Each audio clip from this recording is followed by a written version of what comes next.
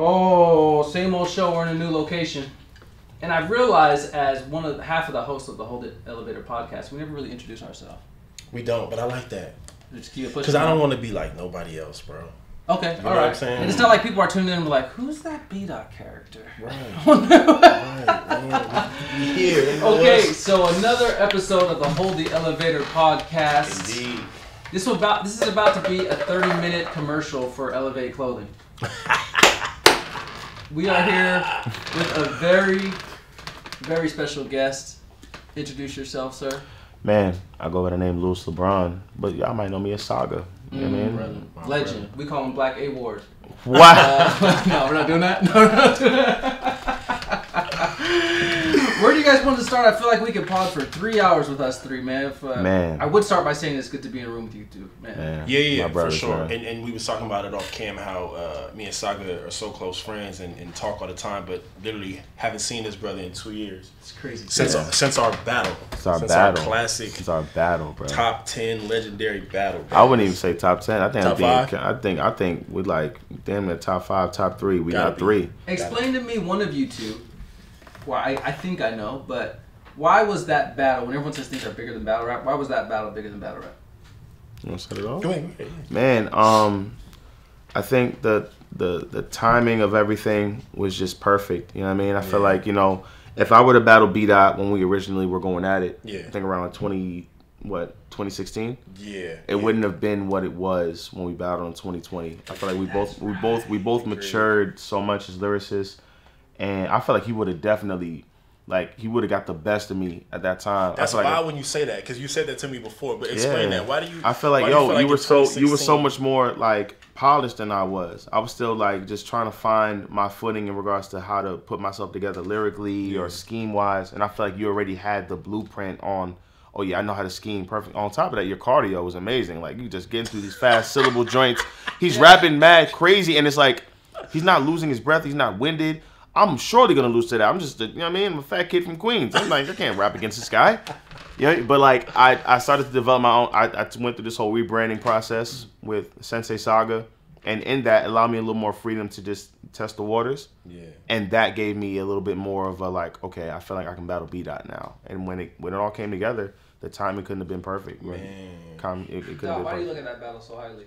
Oh man, not even obviously. So like from beginning to end, when you start with The Grudge, right? From the beginning, conscious, woke, black, nationalist, Pan-African rapper comes in the game. Christian battle rapper that pioneered Christian battle rappers in the game. We're bickering, more so me than him. I'm poking at him and shit. You know what I mean? Yeah. Don't forget this B-Dot is a different B-Dot that was early on. For Like, sure, he wanted man. all the issues with every single person. And you know what? Because a lot of it was because I was technically newly woke. And when you newly woke, bro, you want like that first 3 to 5 years, you on fire. You want to debate with everybody. Hey, what You're you living mean? a lie. Yeah, Like, just on everybody head, bro. you're a liar. Can't wait to talk. On everything, bro. On everything. So I was just, amped up like that. And, I was just in my battle rap bag. So, I mean, when you look at that, us going back and forth from 2016 all the way up into 2020 when we battled, the social climate at the time, George Floyd, all these uprisings all across the world. I mean, like all across the world, bro. It was, to me, even though it didn't happen, and I didn't really expect it to happen, but I felt like we was on the verge of a potential revolution. Like real shit. Like on real shit. I was hoping in my heart, even though my mind was like, nigga, yeah, right. You feel me? Like white supremacy still got a chokehold on everybody. You feel me? But aesthetically, it looked like that. Yeah. So with that going on, with me and his rivalry, with the theological debate in the air about it as well, I mean, it was just perfect, bro. Like everything that was said in that battle on both ends was perfect. We covered everything. Yeah. Lyricism, aggression, theology, social commentary, being black in America, what we going through, like everything was covered. And then to end the battle perfectly, I'm glad I went last. You know what I'm saying? Me too.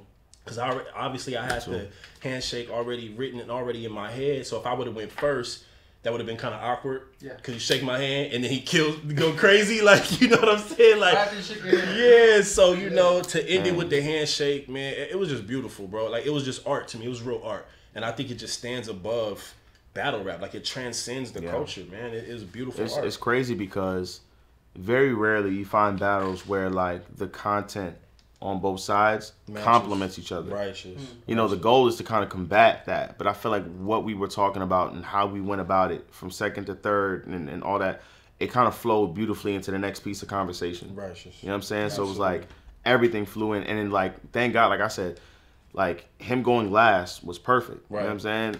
Like, it couldn't have ended any better because the sunset was just right there. That was crazy. Perfect scenery. We got to talk about that too, how it was shot. Like, shout out to Avo and his team, man, because how it was shot also plays a part too. Yeah. That, to me, not to be biased because it's our battle, but it's one of the best shot battles ever. Like, the background, the scenery, like, everything. Bro, what? That shit was crazy. Special. Not to mention, as an outsider looking at that battle, fans of you both, I'm friends with you both. Yeah. I don't really know you like that.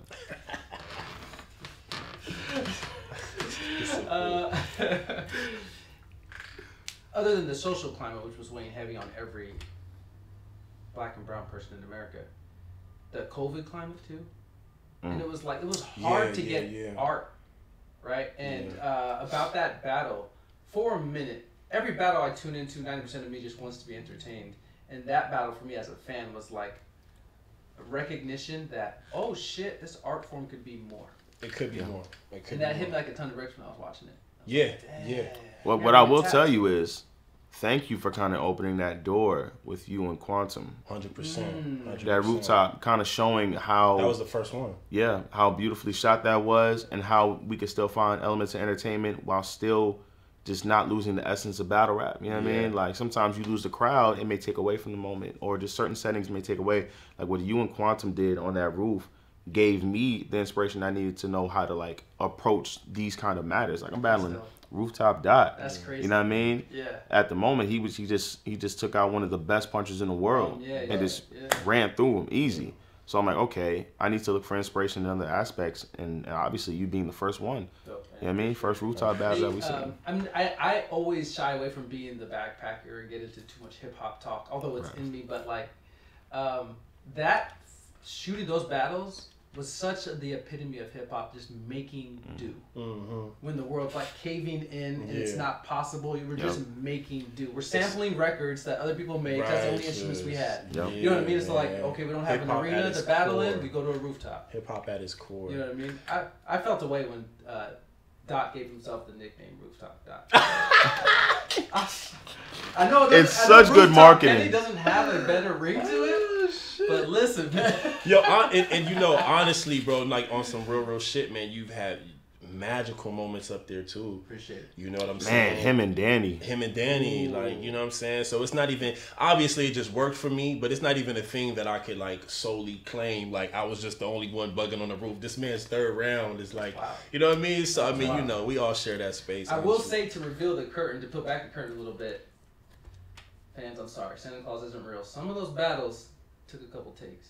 Yes, sir. Not theirs. Not ours. Hey, not ours. That's the you can tell. Yo, listen, that's the tag that goes under that. A few battles were shot. This was one take. That was one take. This was one take. And honestly, bro, because you know, so that was the thing with all rooftop battles. It was like, if y'all mess up, it's all good. Yeah. But if the competitor in me was like, if I mess up and have to do another take and this nigga's clean, he gonna feel like he got me. Exactly. I was like, nah, nigga, we not doing that. Yeah, bro. We not doing that. Man, nah, I had to make sure I was clean, bro. Nah, that shit's classic, man. Saga, I've always wanted to talk to you about this being, I feel like 10 years from now, 20 years from now, the influence you've had on battle rap, man, about being something that couldn't happen, it felt like couldn't happen, and then you kind of kicked the door down. Do you feel two part here? Does that hit you a lot? Do you remember that you kicked that door down? And two, do you feel like because it's emerging now that there's risk of people forgetting that you did it? That's been something that's weighed heavy on my mind. You know, with how fast the culture's moved since I pioneered, you know, the Christian battle rap in that aspect. Like, I worry about if people will, you know, hold my legacy high. because you know we have people who do it to a greater standard now. People who are just, you know what I mean, like, but yeah, man, like I find moments where I'm grateful because I'm able to do something that gives hope to people of my kind, which is being believers who love battle rap and never really had somebody to represent for them. And then, you know, you have moments where you worry about if people will ever really give you the respect or the flowers you feel like you deserve. Yeah. You know? The interesting part of that for me, so there's like two aspects that I want to ask you about. So there's obviously the self-proclaimed title, like Christian battle rapper, right? Mm-hmm. And then there's this way to look at it when we're trying to like quantify like who actually does that work in the space. Mm-hmm. And when I think about that, I'm like, yo, there can be no argument on whether Saga is the best Christian battle rapper because he's the only one in the space that has like really defended Christianity or put it out on the line in a brilliant way. You know what I'm saying? Like versus me, like, so I'm like, you know, no offense to anybody. And I want to ask you this too, but it's like a lot of like the self-proclaimed title, it's just, it gets used, but it doesn't really get used in the space, like in the art form. You know what I mean? Like me, Pan-African Black nationalist rapper. When I get on there, every battle, I'm giving you that aspect of me. Yeah.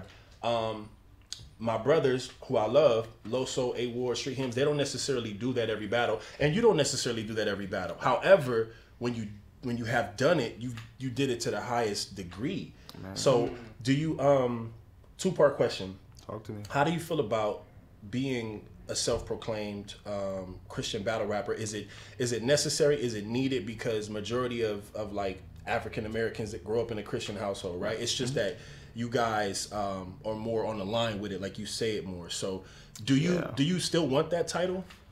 Yeah, I truly believe, even when I first stepped into it, like my whole mindset was I'm a Christian before anything, so I put Christian before everything. Got you. You know what I mean? So like I want to be able to, you know, have those icebreaker type of conversations and open the floor to any type of discussion. You know what I mean? Like I feel like being a Christian, standing in that platform, if I'm able to say I'm a believer, whether you like it or you hate it, it's something about like the conversation that could be had that could be beneficial. For sure. You know what I mean? Sure. And you know, I never minded the backlash that came with it. At the end of the day, I feel as though, you know, when you're doing something important or you're the first to kind of do something, there's always going to be some backlash. There's always going to be some criticism that you could work on and better yourself at. But yeah, man, like it comes with a lot. So you want to keep it though, like okay. Absolutely, wholeheartedly. And then how do you feel? How do you feel about like? There is a competitive aspect to what we do as MCs, right? So how do you feel about like the group that you're in and them supposedly or so-called surpassing you with that title? You know what I'm saying? Yeah, I mean, that'll always be a status thing within battle rap. You know, like who's the best will always, that can change. That can vary, just who's hot in a certain season. But not you know, is it? That's my guy. Yeah, shout out to him. Shout out to him, man. But is it in you to compete with your brothers? No. Okay. I don't feel it. I don't feel that way. Okay. I feel like no. I feel like I'm never really the type to want to compete amongst my brothers. I think there's like this level of just like wanting to see somebody do better and having that inspire you, but never to compete against that.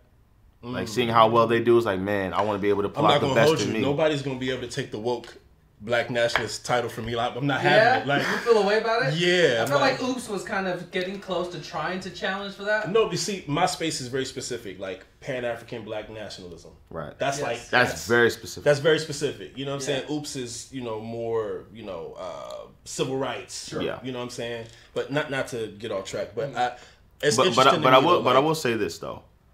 Of the many incredible Christian battle rappers there are, I feel like, in my personal opinion, there's a top two for me, and I'm not two.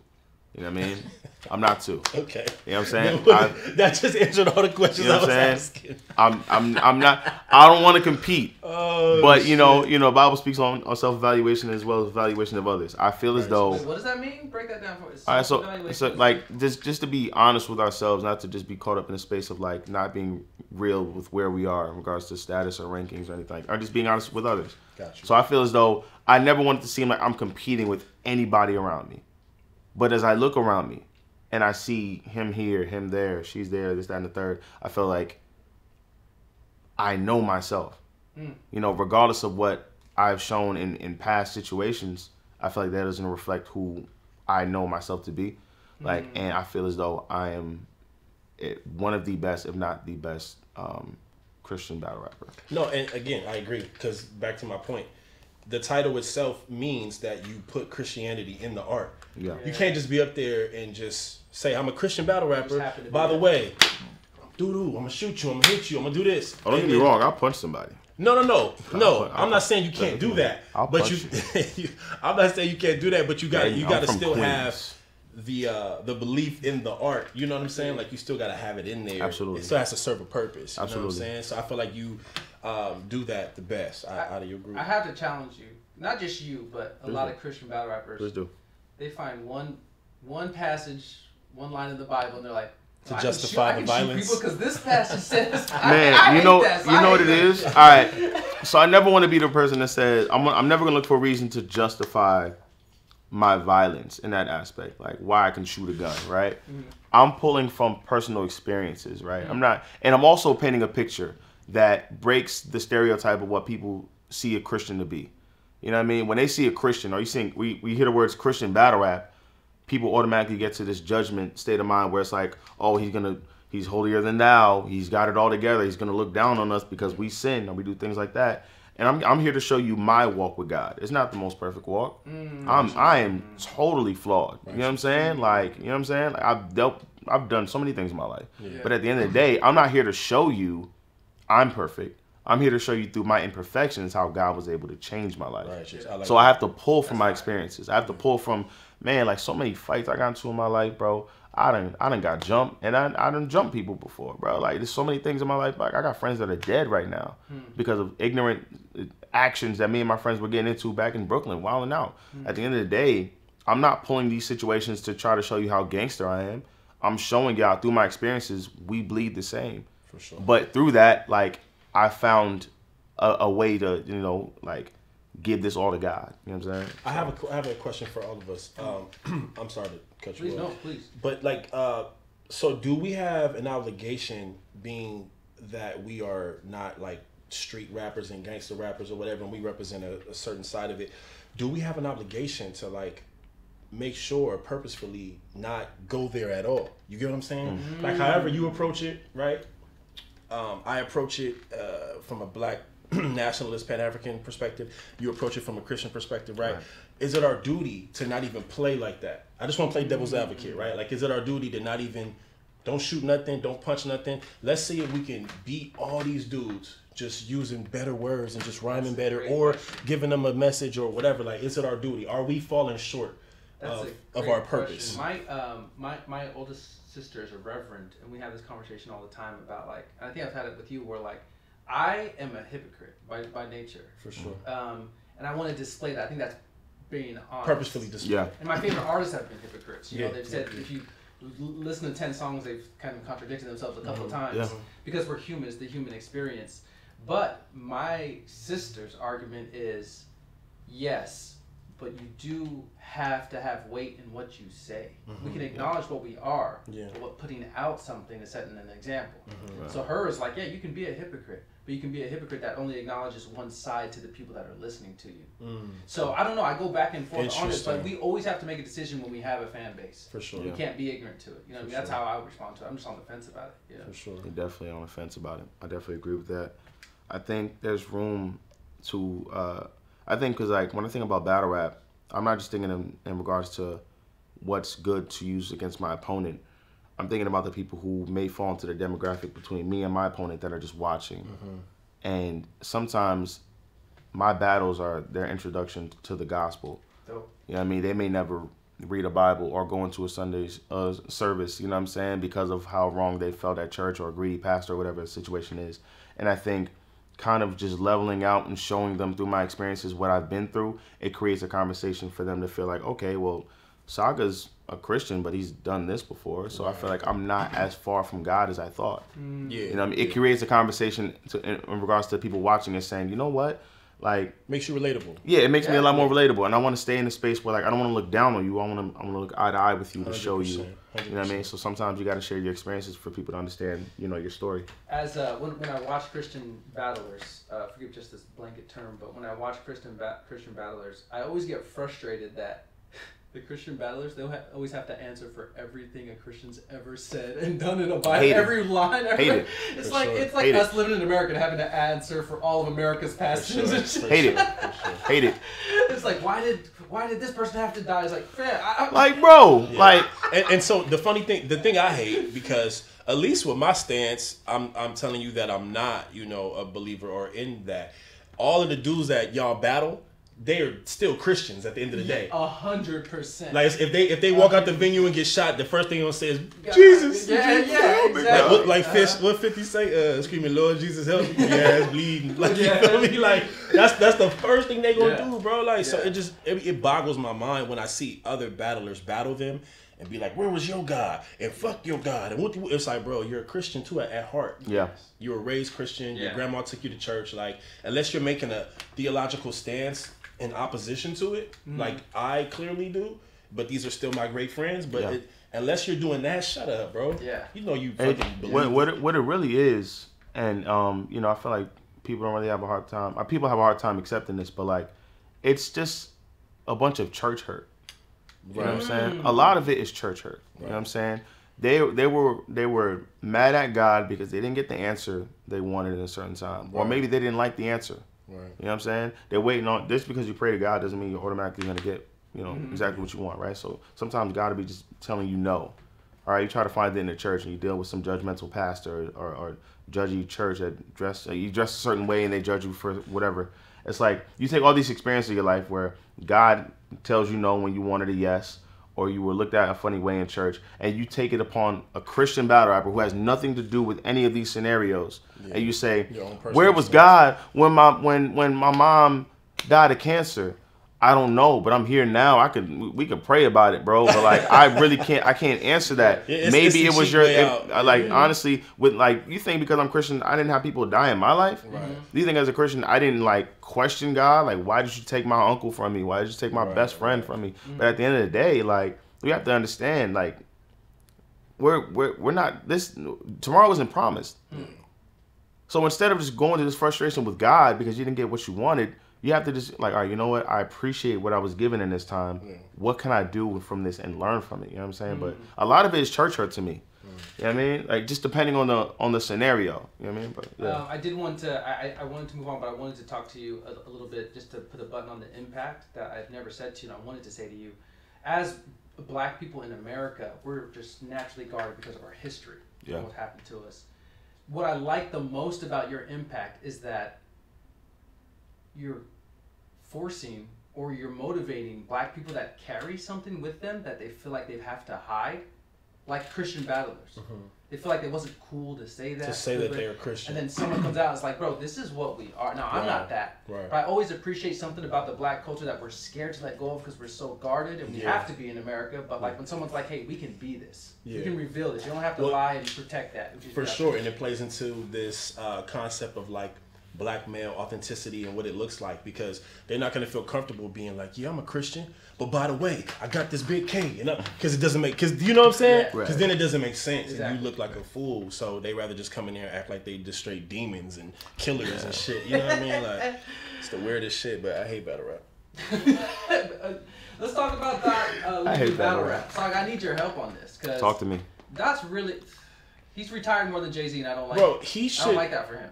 And that's the thing. That's why I'm glad he's here. Well, both of you. It just goes back to my thing. Like, we have to really get up here and be ourselves.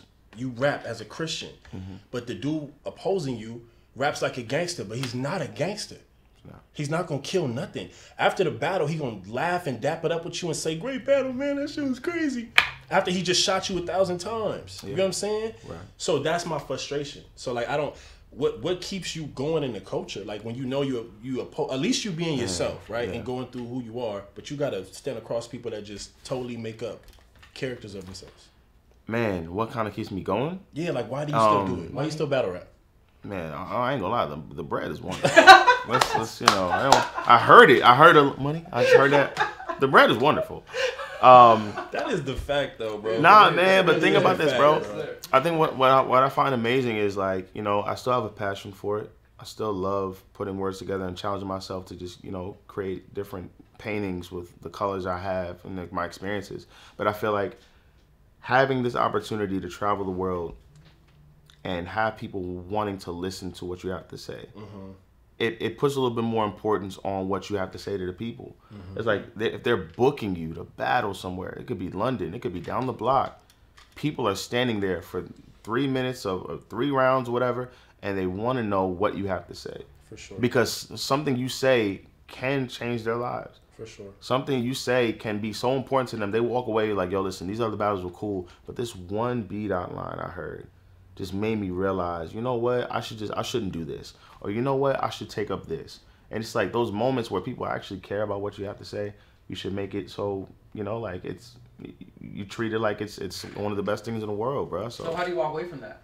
How can you walk away from that? You have so many people that listen. Because I feel like my job is done. Yeah, like I feel like I had a certain mission. No more matches? But is it? No, like there's for no more sure. matches you want but is it? I really feel like that, bro. Like honestly, you don't know what else is left until you standing in front of that. Okay. Surf. Okay, let's do it like this. Surf is the fucking leader of the, hey, we got a lot of money, we got big chains, and we shoot niggas. Like, he's the leader of that. Can I see it one more time? Can I see the movement? Yeah, like, we represent the lollipop. Like, you know what I'm saying? Like, them little hyper masculine. Hold up, we gotta give Surf his credit. No, he's a great talent. But I'm talking about the aura, the brand. You know what I'm saying? The brand that Surf represents is I'm a tough guy. I got this. I got all the money. I got the bitches. Like, so that's just a brand. I've already battled that brand. So it's the same conversation. But you know what I'm saying? And I don't want to make this about me because we got our brother here. No, it's a good conversation. I just don't want to diminish Surf's talent. No. Talent is I'm separating his talent, which is amazing, from the brand and the contention, the purpose of me battle rapping. I feel like my purpose in battle rap was to come and have conversations and contend with the bullshit. Hip hop needs a balance. We have it in actual music. Right. You know what I'm saying? We have Kendrick and then we have Rick Ross. Yeah. We don't have that in battle rap. We have us and we're like the 10% and 90% of the whole game is fake gangster shit. So I've already battled the brand. But okay, there's nothing else for me to do, bro. So the competitive nature doesn't see. Because I always, as a big fan of Surf, and I always liken him to like the Knicks or the Lakers, where like when the Knicks or Lakers are good, the NBA is just better as a whole. You know what I mean? Like when Surf is good, battle rap's just more entertaining to watch. You know what I mean? Like he's kind of logo. The competitor in you is kind of laid to rest when you see someone that's that talented and booming right now who's just on a hot streak. You're like, it's not. Because I know it's not even a fair fight, right? Because you go battle Surf in front of thousands of people, like 90% of the crowd is his fan base. So if it's a fair fight, then we're having a competitive conversation. If you come see me on the roof or you come see me anywhere with no crowd and we both just got to rap, come on, bro. Curtains. Good night. Here's my thing. Like you said, you've battled the brand before. But like everybody's experience, everybody's story will be different. So hey, guys, it's not going to work. I'm just saying. Like, there's always there's always a need. Though you've battled the same brands over and over, trust me, I've battled the same brands since I first started, bro. It's always gonna be good versus evil, God and the devil. Every time I battle somebody who's a street rapper, but there's always a different kind of conversation you can have with each individual. There's a conversation you can have with Surf that others may not be able to have. You know what I'm saying? Yeah. There's a conversation. He battled Lux, and even with that, it's like Lux, whatever. Really God bless. Praise God. You have a conversation you can have with Surf that other people may have not ever tapped into. Yeah, but okay, so maybe it's a two-part thing then, because a part of me also, whoever, I'm going to use y'all word, whoever I saved so far within my career. Y'all? The Christian word, bro. Come on, stop playing. But whoever I've quote-unquote saved, right, or enlightened or inspired, right, the job is done, bro. The job is done. Now, when I do it, I'm preaching to the choir. You know, like I've already sparked interest, whether they went down the path or it could have led them to Christianity, to Islam. It could have led them anywhere, but just insightful, thought-provoking material, it's already out there. I feel like, because it's like, if we're always looking to B-Dot to keep doing this, come on. It's like his job is never done. Like, you can't keep moving. It's never done, bro. You know it's never done. So with that being said, it is done. You know what I'm saying? That's wild. So are you done? Yeah. You done? I'm done. I mean, in terms of like being like super active, battle rapping, nah, bro. Like 2020, I went all out. 2021, I got busy, and now I'm just like, come on, bro. Well, what about? I kind of have a theory of things you love. Often you have to give yourself a chance to miss it. That part too. You know what I mean? In 6 months, do you see what? I highly doubt it because I want to fill the void with something else. You know what I'm saying? Okay. So if I'm really successful doing something else, I want to fill the void, which is a good segue because I want to ask him about his music. Like my music is my thing. You make such great music. Is music your number one thing? No, we're not doing that. I'm mad. Saga sent me his tape months ago, and it's not missing. Bro, and he hasn't put it out, so we gotta fade after this. He hasn't paid it out. Bro, he sent me records like 2 years ago. That's crazy, he's not bro. Missing on it. Amazing. And I keep refreshing his Twitter, like, when's this? So tell us about the project, man. So the project is called As of Late. Fire. I've been working on this bad boy since, man, how long? Like, how long would you say?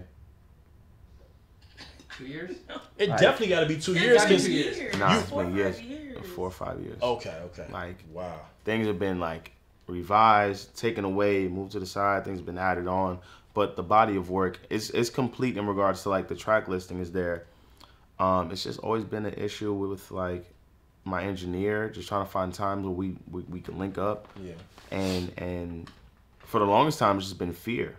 You know what I mean? Like a fear held me tight in regards to just like not putting out anything. And like, no, first of all, are they even gonna like it? Like, you should focus on battle rap. Just focus on battle rap. Make sure your battle rap career is together. And when you get that together, then we could put out the project. But it just never was the right time. And like, I always get nervous when I think about, what if I put out my first album and it's not successful? I use air quotes for that because, like, success. How do you quantify that, right? Exactly. So I'm looking at it like, man, my first album and it doesn't do good or it's not successful. Like, all this work I put in, would that be a waste? Like, what do I do? Do I just get back on that horse and go? Or do I just say, screw it, I'm not doing this no more? So it's just, for the longest time, it's just really been fear. When it happened to y'all, as my brothers, just be like, yo, the music is good, bro. What are you doing? Amazing, bro. Like, I'm not even, because, I consider myself a great musical artist as well, bro. And when I hear your shit, I'm like, bro, what? That shit make me go like, nah, bro. I got to get back in the lab and like, step it up. Because he really got like hit records. Like, you really sitting on some hit records, bro. Like, no cap. I think when you bring up a good point when it's like, because we have so much content at our fingertips, I think we forget about the part that if you don't create, if you're not a content creator, if you're not a musician, there's real fear in putting stuff out, especially stuff that's vulnerable and honest. That's a real fear to have. I know you guys don't think about it because you get so much of it. Yeah. But that's like showing you you're an open nerve to the world. Yeah. Tapping into things in my life, like pretty much the project. It's like a timeline of like from when I battled chess to when I battled you. Mm-hmm.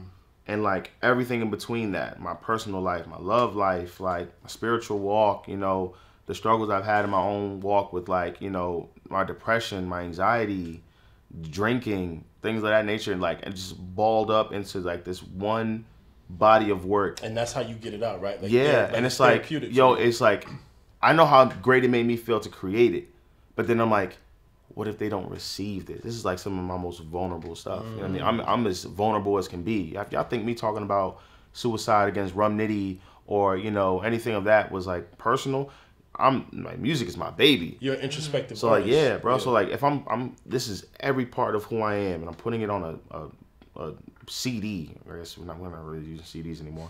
But like I'm putting it on a project and I'm like, here, get to know me. And people go, I'll be broken. Yeah. You know what I mean? And that fear kind of hit hard, but yeah. So you're not at that space now? No. Okay. No. Okay. But for a while, it's just like, man, I couldn't move. I was paralyzed by fear. I got you. Well, let me ask you guys an artist question that reminds me of. Do you think the job is done by creating it? Do you think you have to put it out? Yeah. I do. In terms of purpose, You know what I'm saying? Like, because my thing is like, whatever you going through, whatever I'm going through, and we making introspective art about it, it's somebody out there that's going through it too. And they don't got the voice, or they, you know, art is a way to like, you know, music is a language. Yeah. So this is a way to communicate, you know what I'm saying? So we can communicate these ups and downs and these failures and these triumphs, and we can put it in art and put it in music. It change. I mean, music changes people's lives, bro. You know what I'm saying? It saves people's lives, you know? So I do think it has to be done. Absolutely. Like my grandfather, like he was like a really big pastor in New York, and even like in DR in Puerto Rico. Like he got saved through worship. He didn't even get saved after the preaching, altar call. Like he was saved during the worship. Like the music, everything that was happening in that moment in time, that worship music hit him to a space where like his life shifted. You know what I mean? And he always stressed the importance of how music can really, like you said, music really changed lives. You know what I'm saying? Growing up, seeing my mother sing, you know what I mean? That was like one of the things that kind of shifted my life to want to be able to be an artist and create. So when I create now, I'm creating from a space of like, yo, I want to create something that can help, if not completely change, just shift somebody's mind just a little bit towards like the brighter things in life. You know what I mean? Or just like, yo, listen, I deal with depression. I don't care how many followers I got. I don't care how many battles I got, the views, money.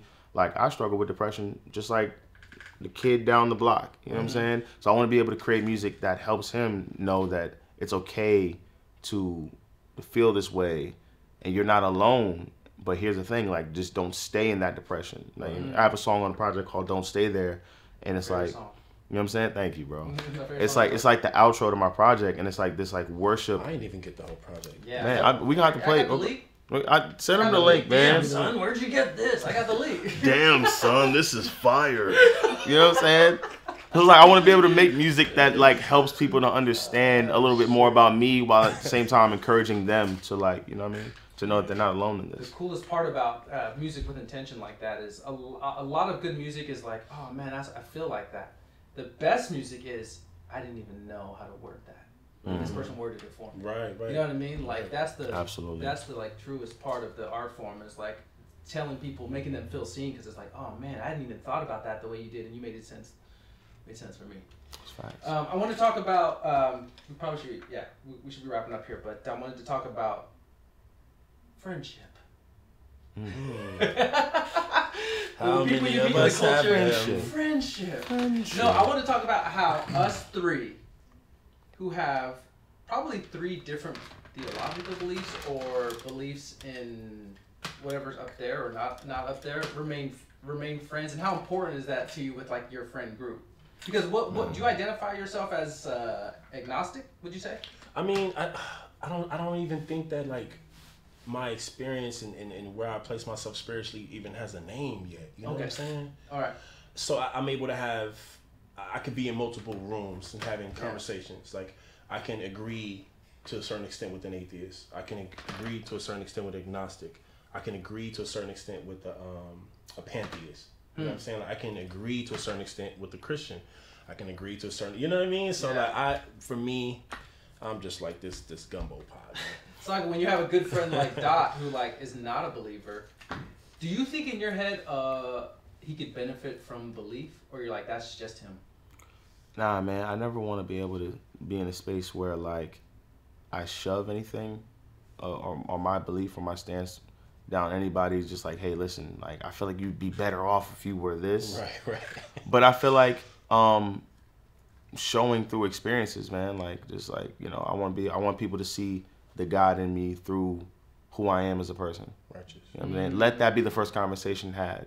Righteous. Before we even talk about the Bible or, you know, what's real, what's not, or we break down Jesus Christ, or if he was white or black, or Apollonius, or we're talking about the Quran, or we're talking about whoever, right? I want to be able to, through my belief in God, I want to show you who I am and who he's made me, and hopefully that creates a conversation. Right. You know what I'm saying? But like at the end of the day, like, you know, this is my brother, regardless of what he, you know, believes in. You know what I mean? Because at the end of the day, I know his heart, Righteous. I know his actions. And that can create the conversation moving forward, but you know what I mean. I never wanted to be so. So how about on your hand, where we have the conversation of what we think. We talk sometimes about the ills of religion and what it's for sure. Some of the challenges we're faced with religion. How do you feel when he aligns with a certain religion that you think it could be poisonous?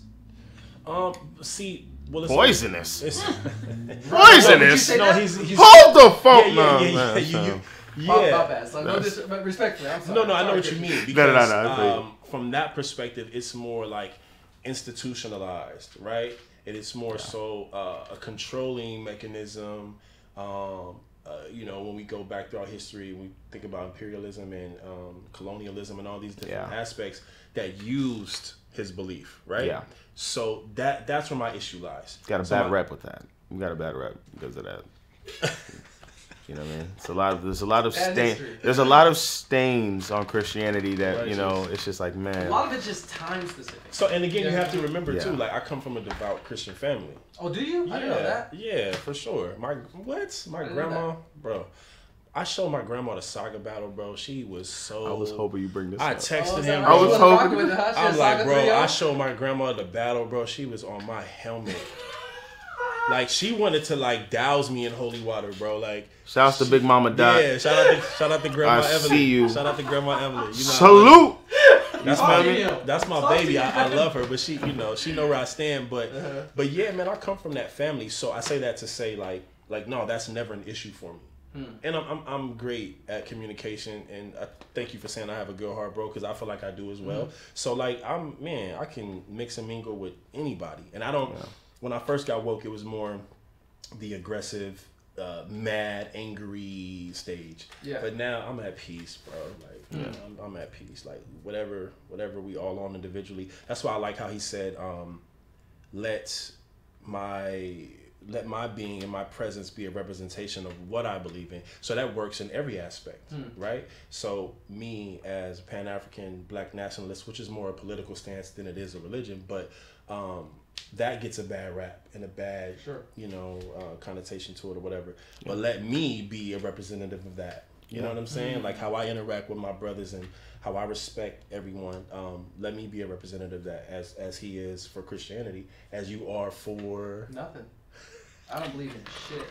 I don't believe in a damn I love you. thing, but see, that's the thing. Like, I'm like... I believe we die and then just go to waste. Jesus Christ. I'm in your area. But this got dark. I still got spirituality, though. You know what I'm saying? I'm sorry, Mom, but I don't believe in shit. No, I respect it. I'm hurt because the whole like Santa Claus thing. I know. So wait. You found peace and comfort knowing that a white man climbs into your chimney and leaves gifts. A white man just breaks into your house. He breaks into B&E.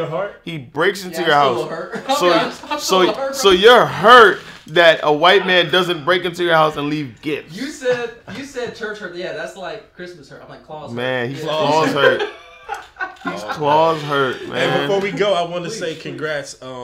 I don't think it gets talked about a lot, but the Adidas situation. Yeah, man. Yeah, congrats on that. Congrats on that. I'm the one who had a shoe deal here. Don't trip. We got you. All right. We're going to hook you up. Yeah, a Saucony or New Balance. All right. You know what I mean? What we doing? Saucony. Okay, yeah. They get my man a Skechers deal, man. What we talking about, baby? Man, I'm grateful, brother. Saga, you got any closing thoughts, or Dot, you got any closing thoughts, man? This is really good talk. I appreciate y'all. Yeah, man, absolutely. I love my brother, man. I'm happy to see him. Him and his beautiful wife. Yes. Congratulations. Congrats. Hey, listen. At a 2-year anniversary pretty soon. Yes, and listen, special little thing here, little side note here. He was actually involved in my engagement process, yes. bro. Like when I proposed, I played a part in that. See, a lot of people don't know how close me and Saga are, bro. He asked me to be a part of his proposal, bro. Like that's man. So look, I was getting ready to release the single for the song we had called Royalty, and I was like, hey babe, I need your help. You know what I mean? I kind of want to do like a release party. Yeah. She's like, of course. Little did she know, I was getting ready to propose to that thing. Go. You know what I'm saying? So while we're getting that together, she's planning it all out. She's like, she did everything so amazingly. Like, it was beautifully decorated. But on the side, I'm like, yo, B-Dot, bro, I need you to help me out, bro. Like, I need you to, like, send a video saying you're thanking everybody for listening to the song. And at the end, just tell her to turn around. Like, Renee, just, do me a favor. Just, turn around. Yeah. So we're at this. Meanwhile, I'm shaking like a stripper on the first night. You know what I mean? At that release party, I was so nervous. And she thought it was because of the release. I'm like, no, I'm about to get on this Kobe knee and increase these Chelsea boots. You know what I'm saying? And you know what I mean? Do the right thing. So, you know what I mean? So we get on stage, we're thanking everybody after listening to the song, and B-Dot gets on the camera. Yeah. And my brother just slides me the box with the ring, put it behind my back. And he said, oh yeah, thank y'all for tuning in, and thank y'all for listening to the song. And Renee, I want to thank you. You know what I mean? Like, you played a really big part in making this happen. So just do me a favor, just turn around. So she's watching the video on screen like, what is B-Dot talking about? Like, turn around. Like, what? Like, the setup game was crazy. I beat both of you. You know what I'm saying? It's my brother right here, man. I beat both y'all still. Nah, listen. That's crazy. I beat him. That's crazy. When your ops start teaming up, I beat him. No, we had a classic. We didn't have a classic. I just won against him. But I beat him. No, I did. I beat you. I beat him too. But we had a classic. You know what I'm saying? Oh, good. Nah, man. These are my brothers, man. I'm truly grateful y'all even invited me out to this, man. Yeah, thank you. Happy birthday. Happy late birthday. Man, thank you. Your boy getting old out here, brother. You know what I mean? And comments. We need some feedback for the Hold the Elevator podcast. So if you want to come see on here. Yes, please. Let us know. Content-wise, me and Dot are just winging this shit. We killing it, though. My God. We killing it, though. Everyone goes to the page for B-Dot. That's alright, man. You know what I mean? That's alright. Someone called me D-minus Dot. I was like, oh, see, let me mock this nigga. Barely Holy hell, bro. Right? Niggas is wild. Bro. You're not gonna stop doing this man like that, bro. Exactly, yeah. That was my brother. Anyways, Hold the Elevator podcast. Thank you to Saga. Thank you to Skylar for allowing us this place to shoot this. Appreciate you, Skylar. We're out of here till the next time, man.